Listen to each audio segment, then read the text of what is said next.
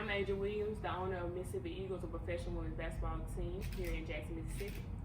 I'm Arkorful, CEO of Always Manifest Abundance and owner of Mississippi Golden Waves. And you're watching the Key to the City podcast. I can do it. What's going on, kinfolks? Yes, sir. Welcome back to the Key to the City podcast. It's your kinfolk, Yoni. Appreciate y'all tuning in once again. Appreciate everything you do, man. That you, however you supporting the podcast, commenting, sharing, liking, whatever. We sure enough appreciate it. You had to do it, but you did.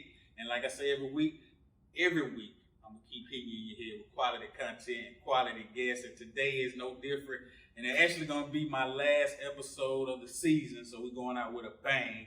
I decided to do seasons. Not only would it give me a chance to revamp the show, but I'm tired as a pig. You understand that? So they're gonna be my last episode of the season. And with these two black queens here, some of the top ballers ever come through the state of Mississippi. You dig that? One was a standout product from Provine High, the other from Vicksburg High and Warren Central.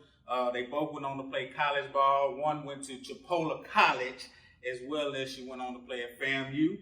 And then she went on to play at Marshall University. And then my other queen over here, she went to Holmes Community College. Then she went on to play out there on the West Coast. She did that at Cal State. I've been on my research tip, you understand that? I'm on my grind out here. So we're going to talk to these queens, find out about how they came up, what their passion in basketball was, how it led to them being co-owners of Mississippi's first women's professional basketball team, the Mississippi Eagles. We out here. That's right. The first women's professional basketball team. I got the co-owners right here, man. Exclusive. You dig that? So ladies and gentlemen, boys and girls, without further ado, welcome to the city, the Queen Ajawilliams and the Queen Amaarkorful. Thanks for having us. You're welcome. Did I say that right? Arkorful. I've been working on it, but I was a little off with it. Appreciate y'all ladies joining me. How your day going so far? It's been going. It's pretty good. I woke up at like 5. On the workout trip or? We had prayer breakfast. Oh, okay. I went to that with my godfather at his church, and that was dope. So. What about you, Ed? Pretty good. I mean, anytime I'm here home in Mississippi, I feel good, so I'm excited. Word. Now, when did you both realize basketball was it? What age was it? I know most of them start young. I was 5, and I saw Lisa Leslie dunk on TV. I was like, Mom, I want to do that. She was like, okay. And then next Christmas came, I got a gold. Well, we weren't in the house, but then my mom bought a house, and then it came with basketball gold and trampoline. But she went and bought basketball for Christmas, so like I just started playing every day, all day. Rain, sleet, or snow. And see what about you ladies before I go? So, I was 3. And kind of similar story. My mom bought me a little Tyson basketball goal, and I've been playing ball ever since. I watched my uncles and dad play, so I'm like, I want to do that. But she touched on Lisa Leslie. That was my favorite basketball player. So when I seen that, I told my mom I want to be just like Lisa Leslie. And I mean, I kept that goal my whole life. So really kind of similar. So yeah. So what y'all saying that you believe like no matter what you're working on or what your gift is, the earlier you start, the better of a career you have, or you better at that particular gift. I wouldn't say the earlier you start, I would say how hard you work. Because I know people that start playing basketball at 7th grade, compared to league. So it's different. Like it just depends on how much you put into whatever you put in. That's what you get out. Right. Okay. Now let's harp on your high school career a little. Are y'all in the same class range? I'm older. 2015? Yeah, I'm 2014. 1 year older. 1 year old. Y'all never had the chance to play against each other? I was same team. We played together. Yeah, it's like we know each other from kids and playing ball, but we really never just had conversations. So this is really like New. Yeah. But it's funny because it clicked. If that's how you like, we really do click. Yeah. similar. Now you Provine High. How was your career? Provine was some of my best years. I even miss those years to this day. But we did a couple of things. Provine was I only won 2 games, and it was against Bailey back then. So when I got there, they only had a championship in 2000 or 2002. So we kind of changed the whole dynamics. I was under Coach McKnight for my 9th and 10th grade year, and then Eric Stringfellow came over my 11th and 12th grade. So we won 2 back-to-back district championship. My junior and senior year, I was a Danny Dozen, the only Danny in JPS, the senior year 2014. Also won Metro Player of the Year that year. Played in the All-Star Mississippi, Alabama. I actually played with this way business that year. Just a lot of accolades. I averaged about 22 points a game and things like that. But I think that's important because you right here at home in Jackson, Mississippi, and those players sometimes go unnoticed. Right. And that's kind of what happened. That's what we're trying to do right here with the Eagles, to bring that exposure to Mississippi players, because we had to take that route, and we feel that if somebody else would have came back and did that for us, it would have been kind of different. So we're gonna do that out there. That's what's up. Wow. What was your position, PG? Guard. I play 1 through 4. Okay. Easy. Let's find out a little more about your high school career, Ms. Thomas. Well, my 8th grade year I played varsity, so it was more comfortable for me when I came in as 9th grade. So, I had a pretty good high school career. I mean, I was ranked 31 in the nation. I graduated, and I was ranked top 3 when I graduated in the state for guard. So I was below. I think it was Victoria was number 1, and there was another guard from I don't know where it was killing, and I was like right there. So I was averaging like 22. Man, y'all getting it in. Who was your best game against? Y'all remember? Like your entire high school career, what game just sticks? I'm gonna say this. It was Vicksburg, but it wasn't with you. I had okay. 35 points, but I shot 100% from the field. Wow. Yeah, I didn't miss. I think 17. I think about 17, but that day I don't know, but it was close to my birthday around Thanksgiving. So yeah, that was my best game, 35. My best high school game was I want to say either between Natchez or Greenville. I know it was over 30, but I don't remember. No, it was one of the two. I know when we played against Natchez, I hit a game winner, or when we played against Greenville, I know I had over 30. But my best game total in my high school career was actually playing against the Phenoms. We was actually playing against the Phenoms. It was an AA basketball team that we played on together. And then I went back to my original team, Mississippi Fire, but I had 42 that game. Jeez, y'all putting up numbers out here. What was y'all goal coming out of high school? Was it try to make it to the WNBA or just play college ball or what? I just wanted to go D1. Because girls don't go D1. Right. Nobody does. So when people kept I had like my own teammates on my AAU team. Like I would play on the 17 and under team when I was 14, and they would tell me like, "Oh, you got to face the fact. We don't get recruited. We don't get to go out of this thing. I was like, I'm gonna go. I don't know about you, but I'm gonna go." So that was my main focus. And then when they were like, "Well, you're really good. You could go pro," but I was really just focused on one step at a time. So. Well, mine was a little bit different. I always knew that I was talented. So my thing was, a lot of people from Mississippi with talent did not leave Mississippi.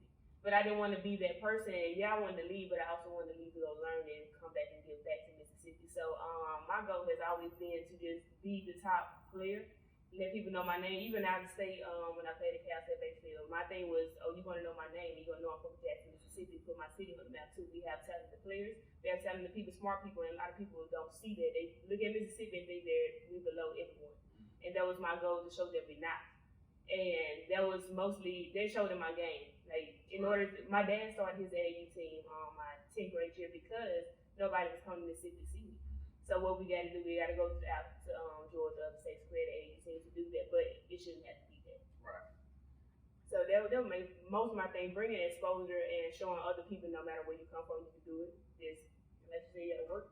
We appreciate y'all doing that. That's why we're trying to provide more exposure and shine more light on things like this. Briefly tell us about your college experience. How would you compare it to your high school career? Well, I quit my senior year due to some technical issues with staff and coach stuff. So Senior year in college? My senior year in high school. High school, okay. So going into my freshman year in college, I was out of shape. I was overweight. So I was garbage my freshman year. No, not garbage. I was pretty bad. I didn't play that much. When I went to Chipola, that's when I learned how to play basketball. Where's Chipola? Marietta, Florida. Okay. So Coach Greg Franklin, he really taught you how. It's a different level. It's a different level when your teammates are like, you're at a JUCO, but you're at the #1 JUCO in the nation. So your teammates are going to Arkansas, they're going to Pitt, they're going to Oakland. So you're playing against like the best, Right. the best of the best. So the Panhandle is the best conference in JUCO. So that taught me how to play basketball. So when I actually made it to FAMU, I was a totally different player. So So from my freshman year playing at Marshall to going to signing to FAMU, I was just progressing. So I had a pretty okay. I could have been, I was okay in college. Sounds good. Some people don't even make it to that level, so You're right. I'm proud of you just, having enough within you to get to that point, because most people would Right. It's definitely hard. process. People don't know, but student athletes, Yeah, I should not to manage. oh my gosh. I didn't play college sports, but I had a lot of partners that were D1 athletes, and the rigorous schedule that they had to go through. Man, that's like a full-time job. So, how was your career? So after high school, I was recruited by the top schools in the nation, things like that. But what stopped me was academics. Word. And being in high school, I didn't really care about school. I knew from young that scholarship thing like that was not going to be my thing. Not because I couldn't do it. It's not what I wanted to do. Right. But I knew basketball would be my ticket, so that's where I put my focus in. But so with that, I had to make a decision: take an online class or go to JUCO. So I ended up going to JUCO, and I was the type of player that thought that going to JUCO was just for sorry folks. No, I'm not going. But when I actually got there, there's some talented women that play there, and you go not just only because you may not be better than the rest, but it's other ways that it can impact you for it. Because that helped me with mentally get myself together as far as education. I didn't take it serious, but I took it serious in JUCO, so I think that really was a great transition. My basketball career there. My freshman year, I was first team, our region, averaging 18 points, but I was listed top in the thing. We went to the regionals as well at Mississippi College. And then senior year, sophomore year, I averaged probably like 19 points, but we did the same thing, went to championship, things like that. But Hall of Fame, third team All-American, just All-American, and played an All-Star game there. Then I went to Cal State. So the first 4 games, I broke 4 records. But after that, I was garbage. And I was saying, throwing air ball and layups, missing wide open shots, like my confidence dropped a little bit. I'm like, I'm supposed to be the top player, and I'm not showing the school been recruiting me since high school. So they've been wanting me and things like that. But my senior year, we picked up the school never been to the championship, so I took them to the first championship. We lost by 3 points, but we was first in the conference. So I had a good college career, but I also had the ups and downs. But it's something I need to learn as well for professional as well. So. Exactly. Well, good for persevering, man. Before we get to the Women's Professional Basketball Association, you both played overseas? I did. You did. I played in Spain for a couple months. Right out of college, I went to Pro Combines. I got an agent, and then in September I went to Santana, Spain, played the CD Talent. We won our first 2 tournaments when I got there and things like that. But I went through some experiences that can help with a lot of players because they don't know how it works to get an agent or what to look for in your contract, things like that. I didn't know either. So I came back home in December, and that's when I played for the Atlanta Monarchs, which is a semi-professional team in Atlanta. And the owner, Tamika Milburn, owns the WPBA. So this is how all that kind of transition. I played it every level. Oh, okay. Except WNBA, but you know. Is that still a goal? The goal is to have the Mississippi Eagles professional, have the players that's on their talent, and make sure, hopefully get to the next level where we can have the WNBA maybe partner with us and things like that. Just expand for women's basketball. That's my whole thing. So. Now the WPBA, does it operate like the rest of the league? Is there a draft associated with it? Yes, we have the same franchise guideline as far as the WNBA, but the only thing is we don't have the same invitation. So we make the best decisions for the league ourselves. So we do have a draft and we do hold tryouts, but the guidelines are the same as far as the quality and the talent. We do pay our players, we house them and things like that. So we still on guidelines and want to be as professional as the rest of the leagues. Right. So I'm interested to know about the structure and how everything works. So the coaches are allowed to play in the league as well. Well, I'm not a coach, so I'm the owner of the team. The owners, are y'all allowed to? I think we are, but I wouldn't know. I wouldn't. Right now, I'm not focused on playing. If I want to play like for fun, just to work out with the team, then I would. I'm more focused on getting everything established, working towards what we're trying to do, the bigger picture. If I want to work out to start playing once it's established, everybody's good, then that's different. But right now, I'm trying to make it And that's what I'm gonna piggyback on too, because it's two separate teams, so we want to clarify that. The Mississippi Eagles is the women's professional basketball team. The actual we're part of the WPBA. The Mississippi Golden Waves is the development team for the Eagles. Like a G League. Basically. Yes. Okay. For some fact, because the spots are limited already. This is the problem with the WNBA. Their spots are limited. It's talented women, but we have nowhere to go. So this is the same with the Eagles. So we still want to provide an avenue, not saying you're less than the Eagle or anything like that, but we are trying to give you an opportunity to be better on and off the court as many community events as well. Okay. But is the one that's helping me with the Golden Waves, sorry. And so it's like I have nothing to do with the WPA. Right. My But team doesn't have anything to do with that. yeah, so she can do whatever she wants, like she want to play, do things like that, because we all build a lot of things with that. But with the Eagles, I kind of put my overseas on the line for it because I wanted to have this team, so I built it so I could play as well. Okay. But I am more worried about the structure of the thing, so my goal is to get players, recruit them and things like that, because even if I don't play, I want talented players like myself and armor on the court. And I am planning to play, but that goes on the structure of the season. So. Okay. And Mary Bolton is the head coach Yes, for the Eagles. for the Eagles. Do the owners choose the coaches as well? Yes. Okay. And what made you choose Mary Bolton? Well, she coached with my dad at Hines Community College for a couple of years. I know she's well known in the city. She's a very genuine person. And she has a strong background in basketball. She's been around for years. Her sister Ruthie Bolton was a two-time Olympian, played in the WNBA, so did Mayola Bolton. She played in the WNBA as well. So they've been around it for a long time. And she has a lot of knowledge with basketball and in the city. She was the mayor for, I think, Edwards or Pittsburgh.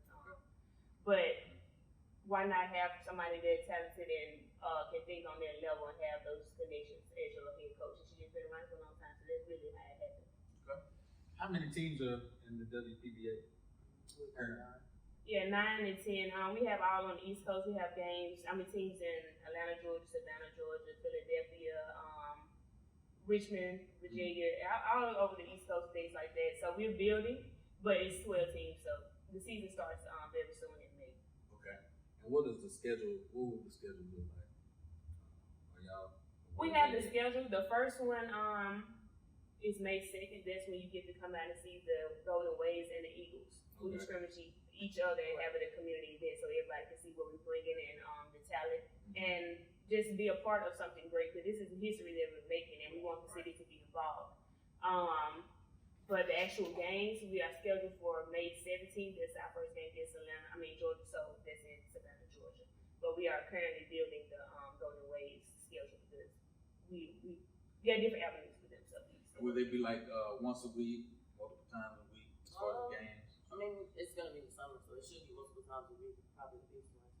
because how the Eagles schedule is already made, but we have games we play on Saturday and Sunday, sometimes Saturday and Sunday. But we also have the Waves that's going on, so we have things throughout the week, and sometimes the Waves will be playing before our game, so if the players and the community can see both except the game. So. Okay. Key to the City podcast. We got the Black Queens here, Ajawilliams, Amaarkorful, and they're the owners of Mississippi Eagles and the Golden Waves. I wanted to ask, you're responsible for team development? Yeah, I'm responsible for the Mississippi Golden Waves, development staff, all that. What does that consist of? You gotta find the right people to build what you're trying to build. So I'm piggybacking off Mississippi Eagles, so I watch how she recruits, how she makes her staff, the way she wants the structure of her team to go. And I just piggyback off of based off the people that I know is gonna take care of what we need, what we're looking for, what type of players we want. We don't want to jump in the fire and not be producing. So we need the level that we know we need, and we need the staff that's gonna take care of the business that we want to have. So yeah, that's basically, and just develop the players that so much don't make the actual Mississippi Eagles team because it's only 15 spots. Right. So if you only have 15 spots, then what happens to the rest of the girls that are talented but didn't make the actual cut for that? But we still want them, but we can't get them. So that's what the Mississippi Golden Waves are for. Now, where do the Waves play or the Eagles play? Probably the same place. Blue College. We have a partnership with them. Coach Keith Barnes is the one that he's a head coach for the Tuvalu women's basketball team and athletic director. So we had a meeting, so what we want to do, and he was very receptive of it. So he wants the partnership. So we're trying to bring an avenue to the youth as well and the college players. So partnering with Tuvalu, we can do that. We can help those players get to the next level. Career-wise, when the doctor's gonna show you how to, what resources you need. If you want to go to overseas, we have those resources. So just doing it for the youth and get back to the fundamentals for the youth. So many basketball is 80% mental, and a lot of coaches are not teaching it. So we want to have that foundation and give us a reason, something to look for. They have professional players in the city, and you can see that you can follow your dream this week. Well, I respect that. Do we have an idea of how much it will cost to attend the games?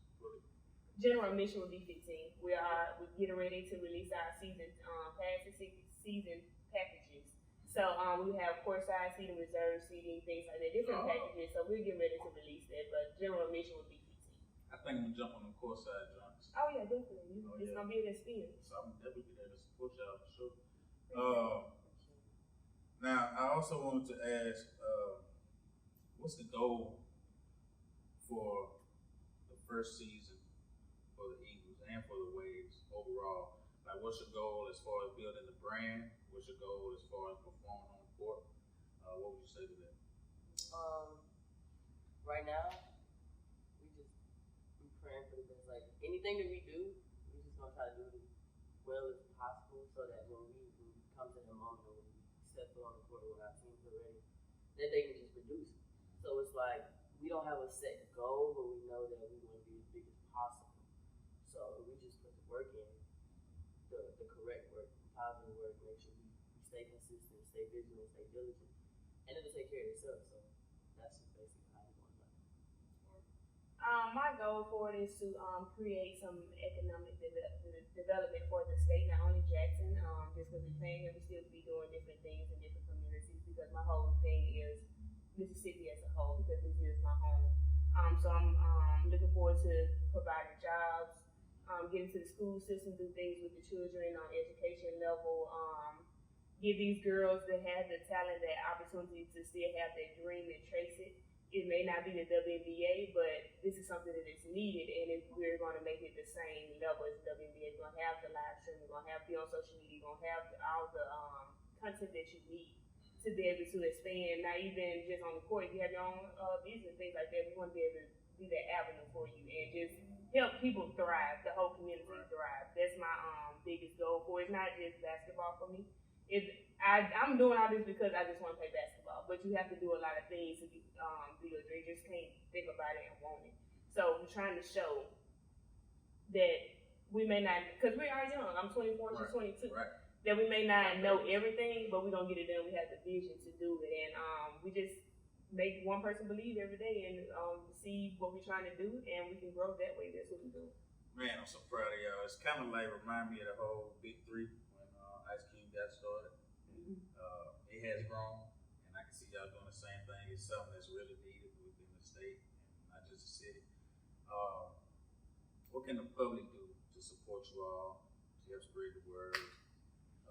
Well, for one, we are on all social media platforms on the Mississippi Eagles and Mississippi Golden Waves as well. I'm speaking on the Waves too, but repost, go follow us on Instagram, Facebook. We post what we're doing so your friends can know, to have everybody involved and know what's going on. When the season starts, come out and support.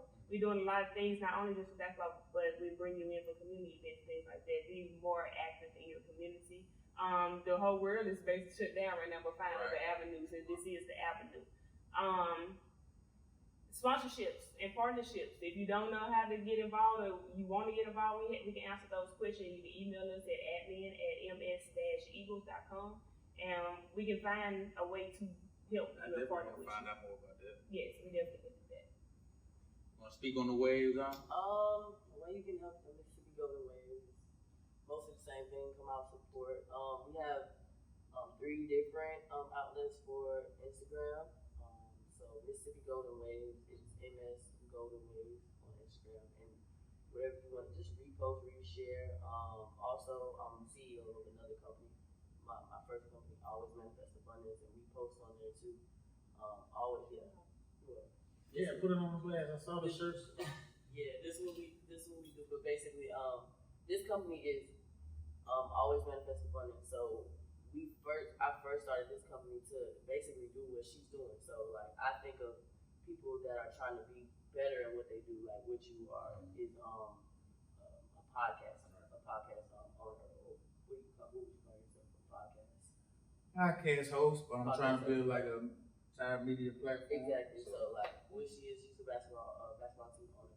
So we call those people masters of manifestation. Regardless of where you are right now, you're trying to become a master of whatever you're trying to manifest. So that's what we promote right now, is a message of always continue to manifest whoever you're trying to be so you can live that life abundantly. And that's the life that you're going to want to live abundantly because that's what you're passionate about. That's what you want to do.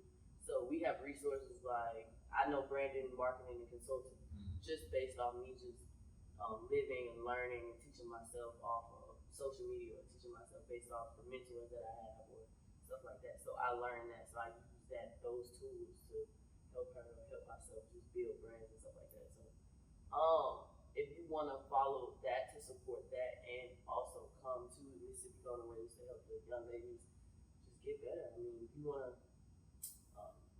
email, I guess you can email her, like the email that she sent, but we also have emails, msgoldenwaves@yahoo.com. So if y'all want to email any And I want sponsorships, to piggyback a little bit off of it too, because not just trying to show light, but this is something that we do kind of focus on is the violence in the city. My brand is NBG, Never Trade a Game, but it started because there's so much violence and things like going on in the world, and we put on Stop the Violence events. And one that we did, well, really the backstory too, we had it going up and running, but then we lost money. So they kind of put an impact on it as well, and it came back and did Stop the Violence event at CMI, and I've done one in Georgia. But that's something I want to do as well on the community end with the Mississippi Eagles. We're doing more than just playing basketball. We're going to shine a light on the violence, give other avenues, give the youth some more knowledge. Because how can we come together if we're killing each other off? And that's one of my biggest things. We've lost so many good people, and Lunny was one. And it's just like, when are we going to stop? It's a bigger picture than this. You see this is going on with the world right now at the state that we're in. So we're trying to bring that as well. But that's Never Betray the Game, NBG on Instagram as well. But there's something to look forward to with the Mississippi Eagles. There's domestic violence, anything like that. Just taking a stand against it. NBG, AMA, always manifest abundance, man. Never betray the game. Y'all go out, support that. You sure you're not from New York? You got a whole New York swag. Everybody thinks I'm from New York. Like, I don't know why. So like, I just be chilling. I do. I literally just be chilling. I'm just myself. I'm from here. I feel like I'm from here. I was here majority of my life. I was born in Alexandria, Virginia. It might just be in my blood, but yeah, I'm from here. I'm from Mississippi. I was here from 5 to 18. So I mean, I've been different places, but it's in your blood. I think some of your great grandfather part of the Harlem Renaissance. Probably. Going on. So we already had one round of tryouts, right? I'll just speak on how that went. I know we have another one coming up. What's the total amount of tryouts we had before the season starts? Right now, we're just gonna have one for the Mississippi Golden Waves because the WPA doesn't want any liability from what's going on in the world right now. So the Mississippi Eagles trial is gonna be on hold with me not being under the WPA and us having our own partnership. And we're just gonna continue to have a trial for the young ladies so that they can come out and still be a part of what they want to be a part of, instead of having limits on us or stopping us from doing what we do, regardless of what's going on in the world. I mean, this too shall pass. Right. So like, when it's over, why would we stop what we're doing? Because that's a missed opportunity for these young ladies. We push everything back forward. So we're still having trials March 28th, but it's for the Mississippi Golden Wave, and then we'll probably have another trial for the Mississippi Eagles. Yes, and what I'm looking for as well too, because you got to think about it, the Final Four was just canceled, and all those players for the combine are looking for players. The combine, you go to combine because you want to show your picture is happening, and you want to be seen by the scouts for the overseas NWA. That's who show up. So anybody who loves basketball It's only 2 hours from Jackson. And the Eagles in a way is the only thing that's going on right now through here. So we're going to direct that whole traffic to the Eagles because they still need a home. We still need players in the professional team. So we're looking for it. I'm saying the first week of April. That's when we're looking to have the Eagles tryouts because everything is really shut down for kind of like the 27th of March. So once they go past, we still, like I'm saying, we're still working. We still want to come up with ways of still advertising and make sure that they know that things are still going on. And that's the key thing to follow us on social media because we're going to be releasing those type of things and that information. But yeah, the Eagles are postponed, but we're still working with the West. Last question, I promise, because I'm glad you brought up the coronavirus. Do you think if it's extended, that it'll have a major impact on the league and it'll be a setback I think for Mississippi team? I think for as say if it get extended through April, for one, it's not that serious in any way to be extended that long. The world and the media is making it more than what it is and showing more attention to it. So that's why we started pushing forward because it's going to pass. But if it do get extended, that's the limitation I'm talking about we do not have. We are on a corporation, things like that, and everybody is not playing, they're not watching sports and nothing like that. So after a while, what you gonna do? You're still saving money. You have the money suspended, but redirect it in another positive aspect because the other leagues been going on for years and things like that. But what are you getting from it? You can come to your own community right here and get that same amount, and you can actually see it flowing back through your pockets. Right. So we can keep the community thriving. So if everything else shut down, your community is still growing and doing things. We have the connection, just need everybody to come together. That's my main focus. So I don't think it should impact anything like that if we all focus on that aspect. Ooh, you just picked bars, man. Yeah, I see it as a blessing in disguise. Yes. So, man, I'm so proud of y'all queens and you young queens too. Doing it earlier, you already got your mind right. That's powerful. And yeah. It's what you're praying about too. Betrayal. I've been betrayed by a lot of things, but it's how you move. It's not what they did to you, what you do afterwards. So that's the whole thing. And I think we learned that we knew each other in high school through mutual friends, but we went through our own paths, and now we linked up for a reason through God and things like that. It's been lining up, and that's the thing with the Eagles. That's a spiritual meaning for us. The Mississippi Eagles. So we just been lining up on the spiritual level, and there's something that it's a spiritual warfare. I'm just gonna put that out there. Cool. And I think this is your home right here, the Mississippi Eagles, to know what's going on, how to impact it, and bring a lot of deals together on the one platform and create a lot of things for your community. And bring unity. Yes. Right now, it's a lot of division. So it's like, why should we be divided? So everybody trying to do the same thing, come together, do it together. Like that's what I'm saying. And it'll be more powerful because we all living on the earth. When we leave, we're like, just come here to spread peace and love, bring unity, and do what we're supposed to do together. That's another part of my message for the brand. That's what we promote. We promote unity and helping one another. Use other resources for other people to become what they're trying to be. So that's what I'm all about. I just want to help people. Man, y'all so great, so powerful. Sometimes I want to cry. No. This is great for the end and things like that, but this is basically what we needed and things like that, even to be shown and things like that, because we haven't never met. But in order to show our what we're doing, it shows how powerful it is, and people are thinking the same way, and it can impact everyone. Because you just need to hear and see what we're doing, and that's what it is. That's what's up. Shout out to their mom and daddy there, man. They raised them right. Shout out to God. Shout out to Jesus. Yeah. Shout out to God and Jesus them. All them. We appreciate you. Thank you for your blessing. Man, y'all keep doing your thing. I appreciate y'all stopping through, man.